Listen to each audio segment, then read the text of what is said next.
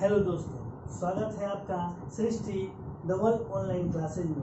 मैं प्रकाशन आज आपके सामने जीव विज्ञान के दूसरे अध्याय जैव विकास ऑर्गेनिक एवोल्यूशन को पढ़ाने आया हूँ। आइए जानते हैं जैव विकास के संदर्भ में सबसे महत्वपूर्ण तथ्य क्या कुछ है।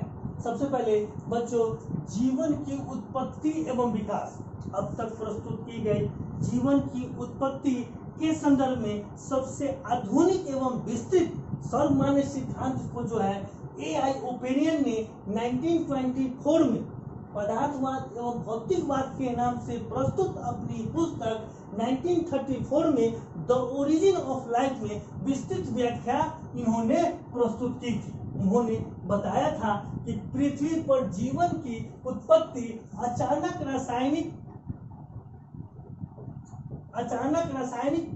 उद्भव के आधार पर हुआ था।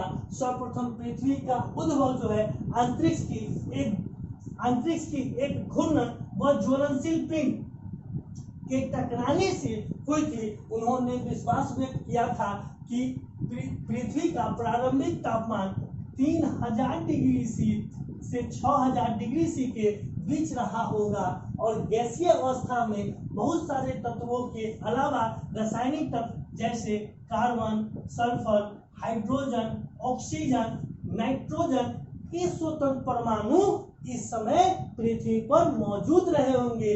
ये सभी तत्व जो होते हैं वो जीव द्रव के महत्वपूर्ण घटक होते हैं। इस प्रक्रिया के फलस्वरूप जो है पृथ्वी ठंडी होती गई और जो है केमिकल रिएक्शन के दौरान जो है बहुत सारे इनऑर्गेनिक कंपाउंड का निर्माण हुआ। दोस्तों, जैव विकास के सिद्धांत को समझते हैं, यानी थ्योरी ऑफ ऑर्गेनिक इवोल्यूशन।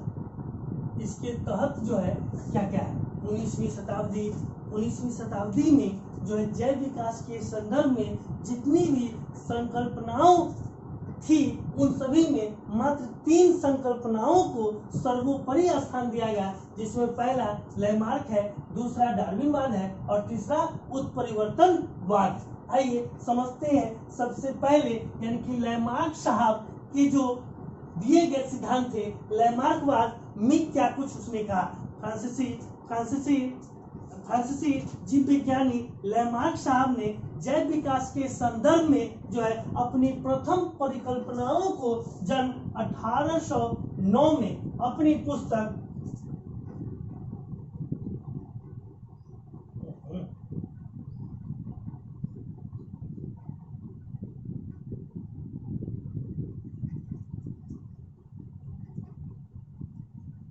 1809 में अपनी पुस्तक फिलोसफी ऑफ जूलॉजी में प्रस्तुत की और उन्होंने अपने इस जैव विकास के सिद्धांत को एक नियम उपार्जित लक्षणों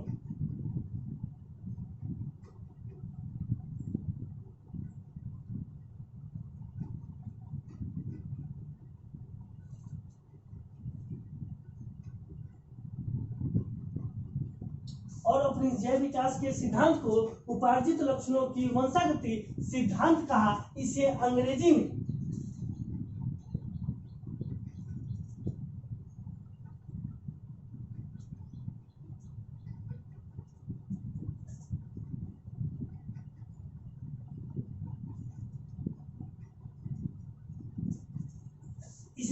में theory of inheritance of adequate character कहा। उन्होंने बताया कि जितने भी जीवों में पौधे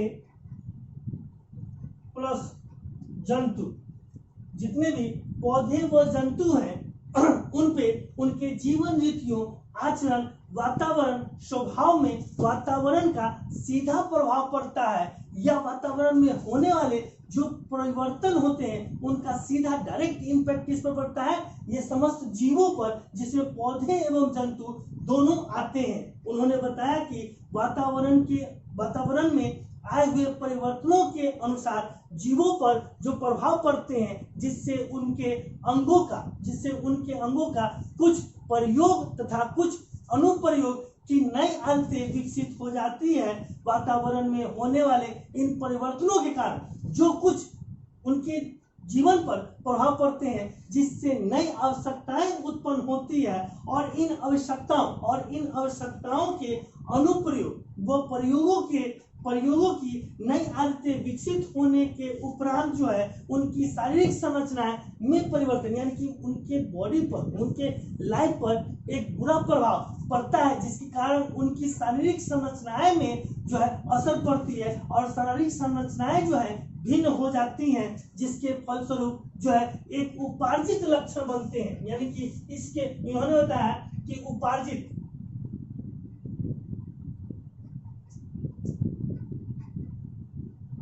लक्षण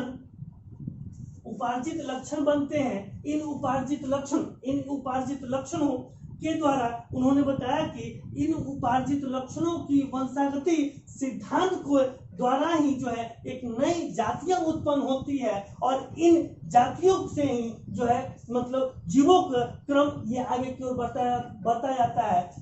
दोस्तों, आपको पता है कि उपार्जित लक्षणों के अध्ययन को टोंटोलॉजी कहा जाता है।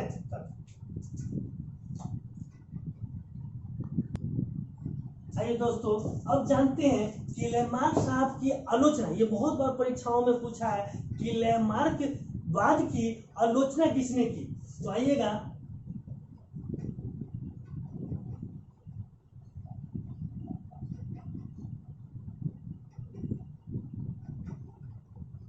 आलोचना इसको समझते हैं। एक जो है जर्मन जीव वैज्ञानिक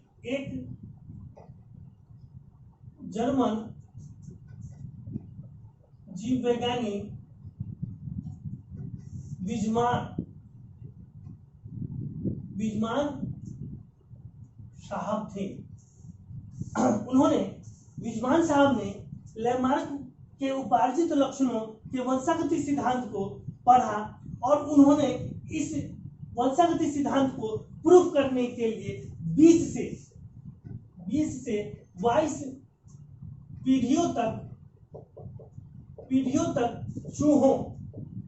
चूहों के पूंछ काटते रहे, जिससे नई जो उत्पन्न होने वाली संतानें थी उनमें पूंछे समाप्त हो जाए। लेकिन 20 से 22 पीढ़ी तक वे जो है चूहे की पूंछ काटते रह गए, लेकिन उत्पन्न होने वाली नई संतानों में जो है पूंछे की प्रकृति समाप्त नहीं हुई। इस तरह उन्होंने लैमार्क के उपार्जित लक्षणों की वंशागति सिद्धांत को उन्होंने अप्रमाणित कर दिया।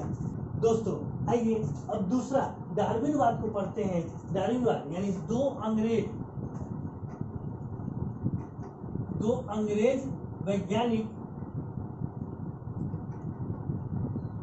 अंग्रेज वैज्ञानिक अल्फ्रेड रसेल वेलेस व डार्विन ने मिलकर डार्विनवाद सिद्धांत को, जैव विकास के डार्विनवाद सिद्धांत को दिया था। उन्होंने इस डार्विनिज्म के सिद्धांत में दो बातें कही। एक बात है जीवन संघर्ष, और दूसरा प्राकृतिक चयन का सिद्धांत उन्होंने दिया। सबसे पहला जीवन संघर्ष में उन्होंने बताया कि डार्विन ने अनेक जीव जंतुओं, पेड़ पौधे,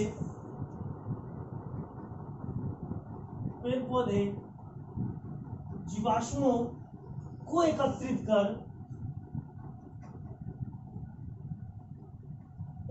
कर उसका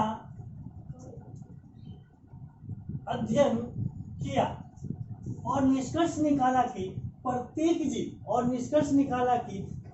जीव अपने भ्रूण अवस्था से ही अपनी आवश्यकताओं की पूर्ति के लिए दूसरे जीवों से संघर्ष करना पड़ता है। इसे ही उन्होंने जीवन संघर्ष कहा। दूसरा प्राकृतिक चयन का सिद्धांत। उन्होंने कहा जिन सदस्यों की अधिकांश भिन्नताएं वातावरण के अनुकूल होती हैं वे जीवन संघर्ष में सफल होते हैं और अपनी वंश को आगे की ओर बढ़ाते हैं। जिन सदस्यों की अधिकांश भिन्नताएं वातावरणीय दशा के प्रतिकूल होती है वो कहीं ना कहीं नष्ट हो जाते हैं, समाप्त हो जाते हैं। उन्होंने कहा कि जीवन संघर्ष में सफल सदस्य अपनी वंश को आगे की ओर बढ़ाता है और सामाजिक विकास के संदर्भ में अपनी आजीविका को व्यक्त करता है। इसे ही डार्विन ने प्राकृतिक चयन का सिद्धांत कहा।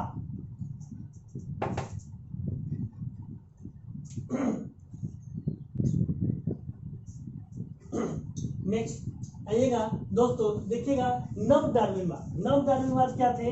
नव डार्विनवाद में डार्विन के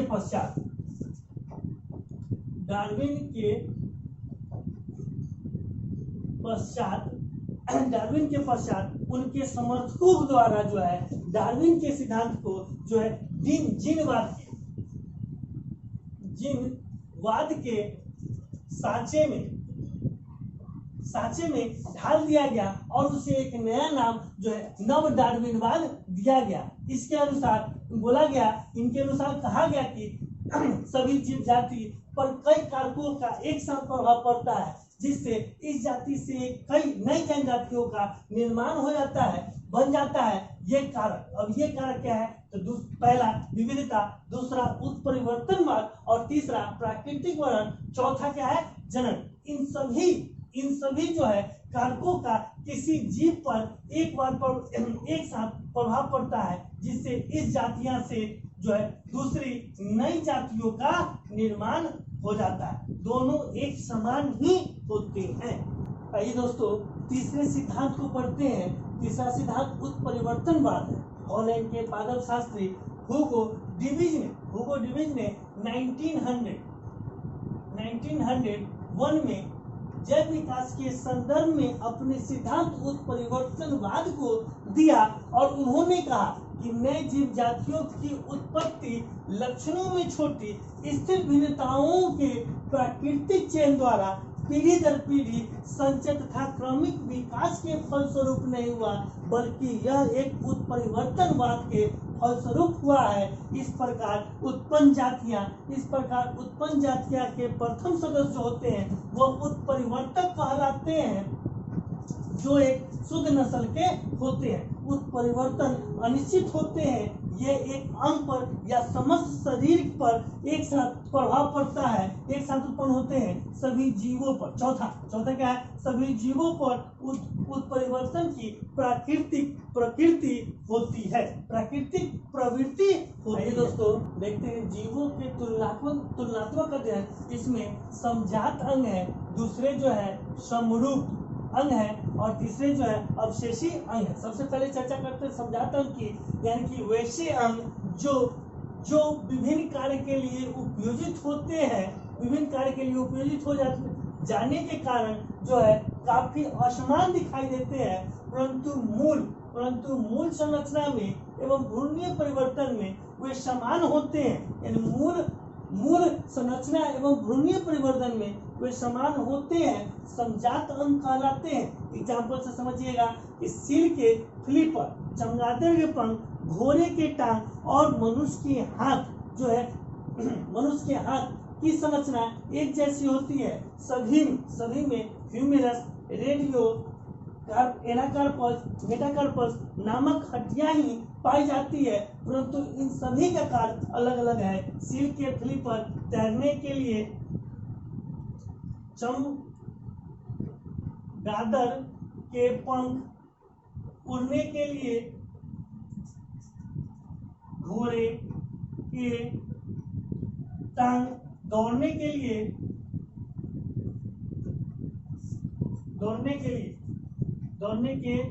लिए और मनुष्य के हाथ वस्तु को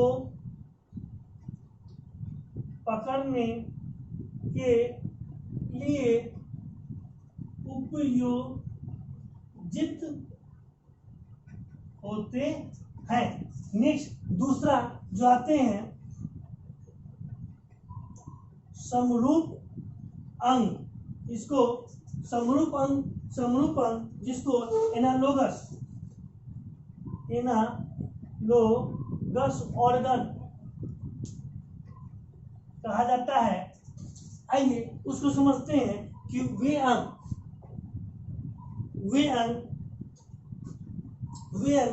जो विभिन्न कार्य के लिए उपयोजित हो जाने के कारण काफी असमान दिखाई देते हैं, परंतु मूल संरचना एवं गुणनीय परिवर्तन में वे असमान होते हैं।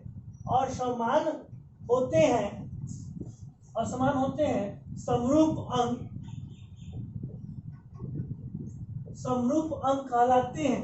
ठीक, इसके एग्जाम्पल चेंज हो जाएंगे।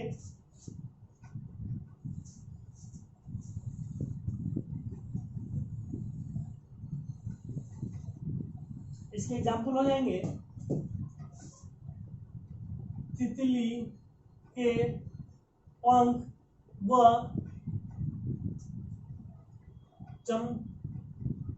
चमगादड़ के पंख दोनों उड़ने का काम करता है, पर दोनों की उत्पत्ति और समान है। तो देखते हैं तीसरा अवशेषीय अंग, जिसे अंग्रेजी में वेस्टिजियल ऑर्गन कहा जाता है। ये वैसे अंग होते हैं जो हमारे पूर्वजों में पूर्ण विकसित होते थे, परंतु वातावरण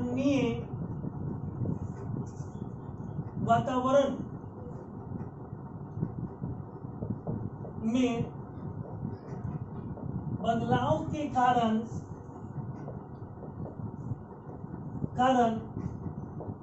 अब ये अंग हमारे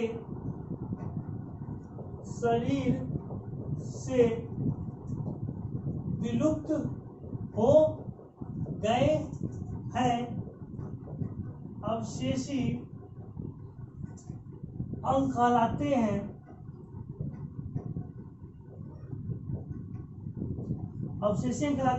जैसे वर्मीफॉर्म, अपेंडिक्स, कर्णपल्लव इत्यादि। दोस्तों, मनुष्यों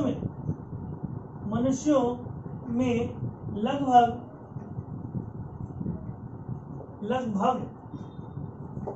100 अवशेषी अंग पाए